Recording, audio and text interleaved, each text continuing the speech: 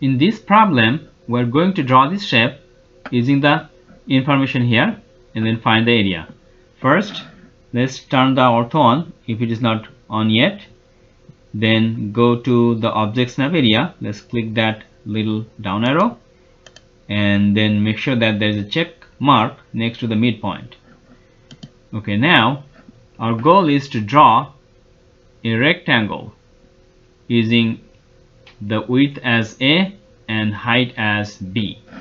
So I'm going to use the line tool to do that. Click on line tool and click anywhere on the screen, move right, type the value of A as 2, press enter, move up, we're going to type the value of B as 1.5, press enter, move left, type 2, press enter, and then type C to close the rectangle.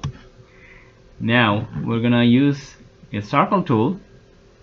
So let's click this little arrow next to the circle tool and click center radius and click the midpoint of this line and then click the end point of this vertical line here. Right click, repeat circle, click the midpoint here and click that end point of that vertical line. Now use the trim tool to trim this line, this arc, this arc, and that line. Right click, cancel. Now we're going to use the offset value of 0.5 to make offset of some lines, these two lines and those two arcs. So click the offset tool, type 0.5, press enter, click this arc, click to the right, click this line, click above, click this arc, click to the left, and click this line, click below. We're done now using the offset tool. Right click, cancel.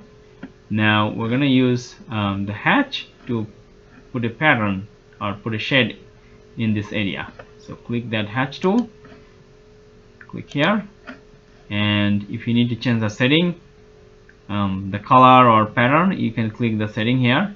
You can also change the hatch pattern from here. So let's click this setting here. Then there should be a dialog box, and then you can click here and then select any hatch pattern that you want. You can also change the color by clicking in this area.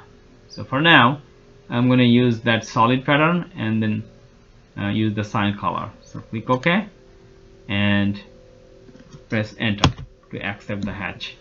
So now click that hatch and then right click, click on properties and find the area here, that is 5.1416.